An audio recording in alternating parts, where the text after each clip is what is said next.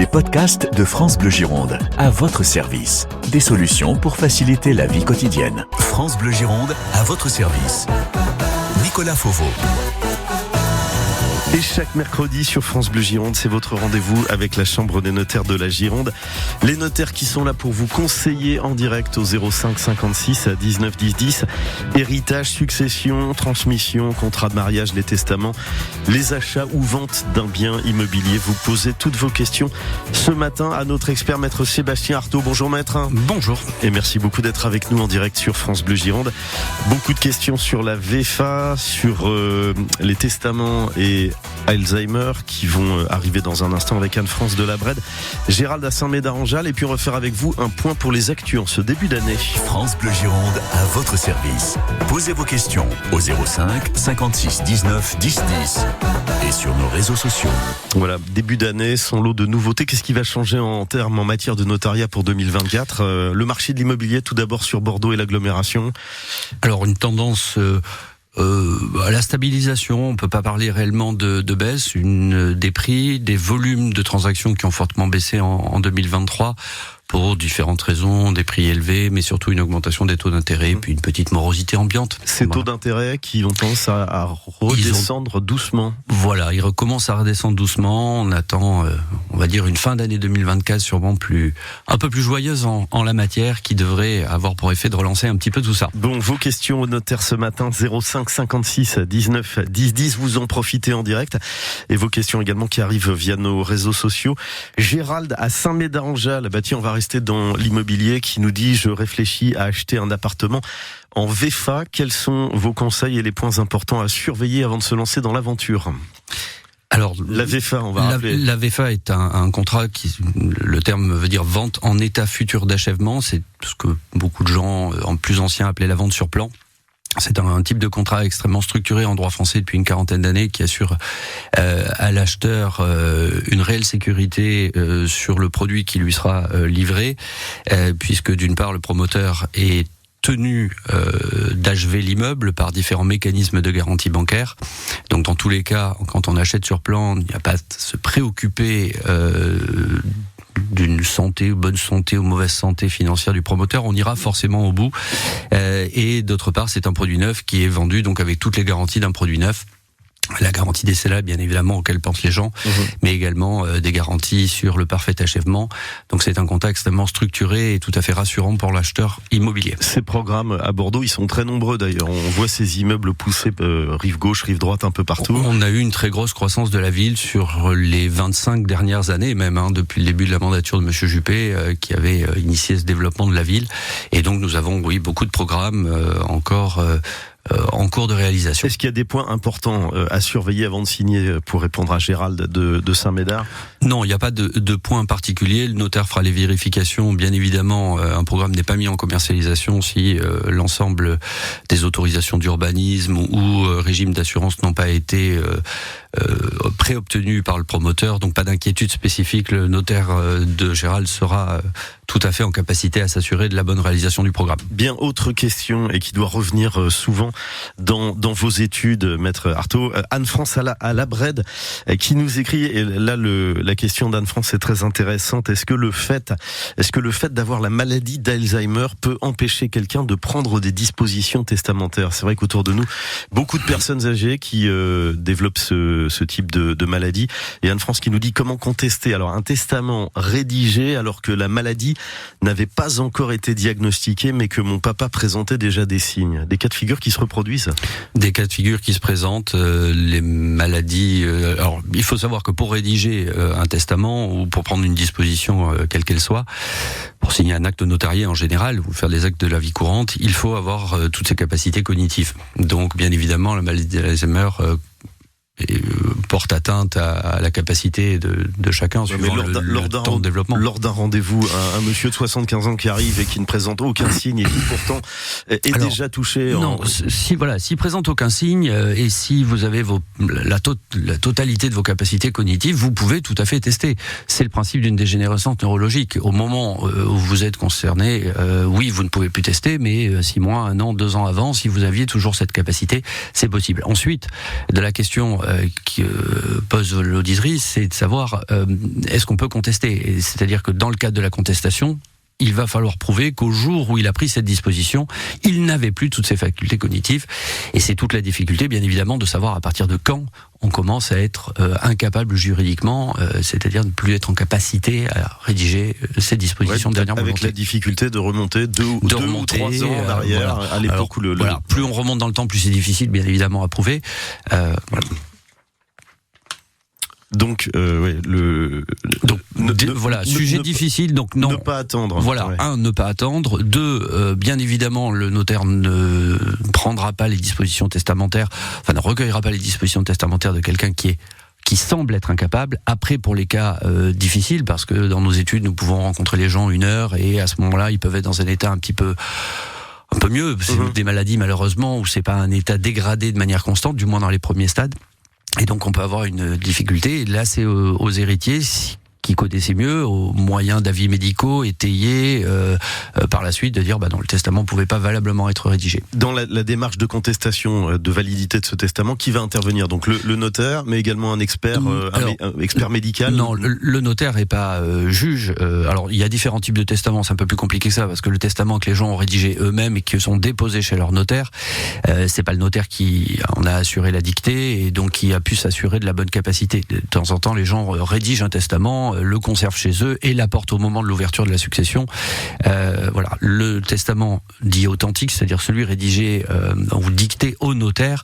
Là, en effet, le notaire s'assure de la capacité, mais le notaire n'est pas un médecin psychiatre et donc on peut toujours avoir une contestation par l'héritier qui se sentirait floué ou voilà les droits n'auraient pas été respectés. Bon, des cas en tout cas compliqués. Voilà pour Anne-France à la Brette. Dans un instant, succession à la fois en France et au Portugal. Et puis on va parler également des dispositifs d'aide pour un premier achat.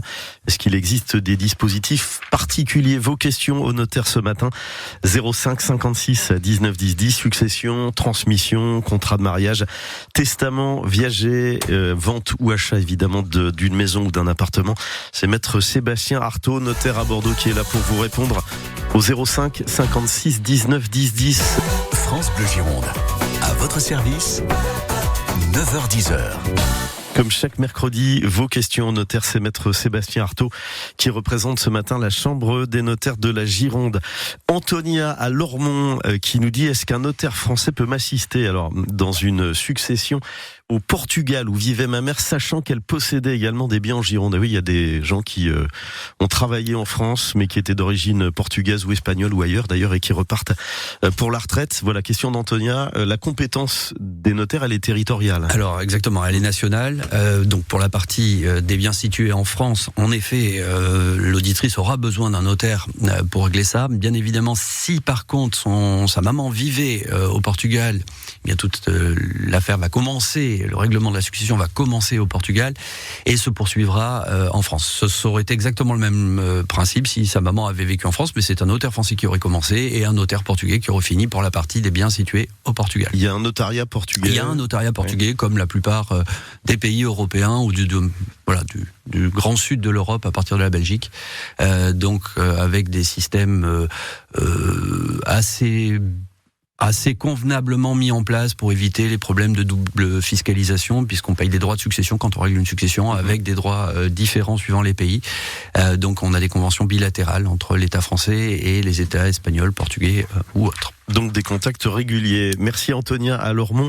Benoît à Lacano qui nous écrit: je cherche à devenir propriétaire, j'ai 30 ans, je suis salarié en CDI. Est-ce que je peux bénéficier d'aide pour un premier achat immobilier? Il y a des dispositifs ou pas aujourd'hui? Alors le principal dispositif, oui, est un prêt, des prêts aidés, des prêts à taux zéro, qui peuvent, donc suivant la branche d'activité dans laquelle il travaille, il peut être affilié à un régime qui va lui accorder un petit prêt. Je pense par exemple aux employés territoriaux qui bénéficient de temps en temps de subventions de la région ou de la métropole.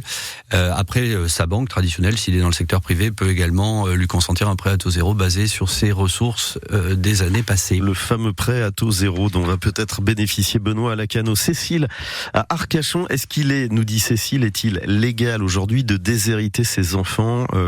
On va revenir sur la fameuse question question du cas réservataire.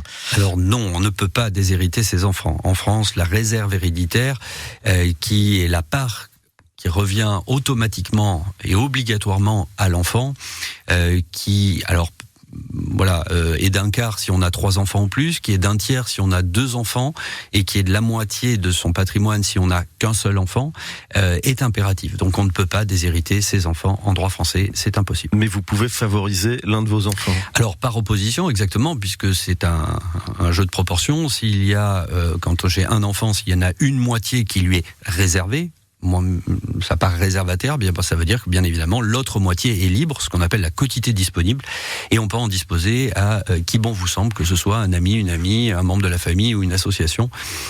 C'est tout à fait faisable, et je l'invite à se rapprocher de son notaire pour qu'elle puisse rédiger un testament en ce sens. Justement, Frédéric à Bordeaux, on va rester sur la transmission de son patrimoine. Frédéric qui nous dit, est-ce que vous conseillez de commencer à transmettre une partie de son patrimoine avant un certain âge, 60, 70 ans, c'est quand le bon moment pour commencer à réfléchir à ces questions? Alors, le bon moment va bien évidemment dépendre du patrimoine de Frédéric. S'il a un patrimoine très important, il faudra qu'il anticipe sa transmission. S'il a un patrimoine moins important, l'anticipation au niveau fiscal est moins importante. Néanmoins, j'ai tendance à dire à mes clients, allez voir votre notaire tous les 5-6 ans, le conseil est gratuit, un peu comme on va faire un bilan de santé chez son médecin, ça permet d'avoir une idée des règles fiscales, des règles civiles, des choses qui ont pu changer, et puis ça permettra au notaire d'adapter ou de conseiller, d'anticiper les futurs, et d'anticiper suivant ses attentes personnelles, son entente familiale, les relations avec ses enfants, ses parents, ses frères et sœurs, etc., etc. Donc qui n'hésite pas à aller consulter son notaire, le conseil est gratuit. Bon, il pourra l'orienter. Et les actes sont payants. Donc oui. dès 50 ans, on y va, on se lance un peu comme... Voilà, c'est un petit peu l'idée. À partir de 50 ans, c'est intéressant d'aller faire un petit point pour savoir ce qu'il en est. C'est vrai que les Français, ils ont toujours... Enfin, ils ont peut-être aujourd'hui moins cette tendance, mais ils avaient du mal à pousser la porte des études de notaire.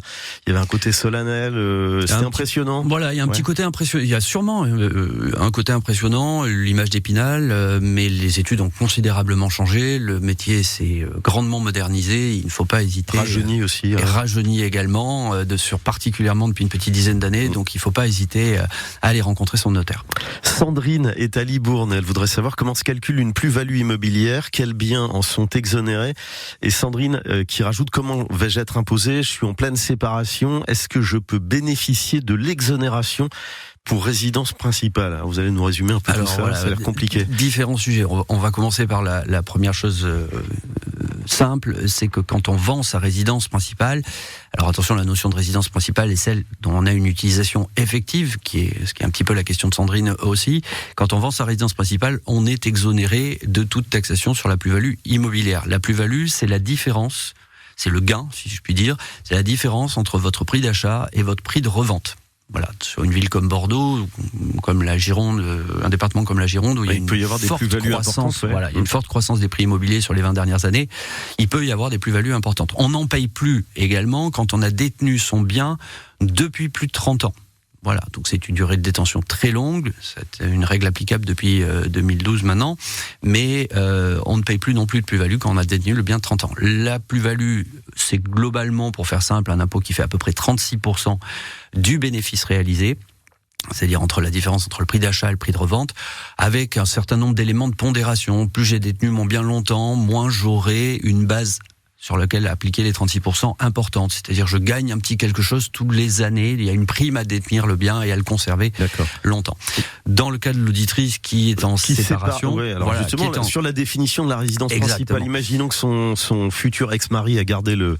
est resté dans la maison, et elle est partie pour des raisons qui lui étaient tout à fait personnelles. Quand la maison sera vendue, il y a une tolérance fiscale. Alors, à vérifier bien évidemment avec son notaire suivant les cas, mais il y a une tolérance fiscale qui lui permettra de bénéficier de cette exonération parce qu'elle n'a pas pu vendre quand elle a quitté l'immeuble, la séparation étant peut-être conflictuelle ou longue, elle pourra bénéficier quand même de ce régime même en ayant quitté la maison depuis quelque temps. Voilà, poser ces questions, Sandrine, donc en plein divorce, à son avocat et se rapprocher d'un notaire, ça ne semble pas tout à fait inutile. Olivier à Cestas, est-ce qu'un majeur placé sous sauvegarde de justice et qui n'est pas encore sous tutelle peut vendre un bien immobilier, en l'occurrence un petit appartement à Villeneuve-d'Ornon qui permettrait à mon père de financer son EHPAD. Alors le degré de la sauvegarde de justice est le premier degré de protection d'un majeur incapable.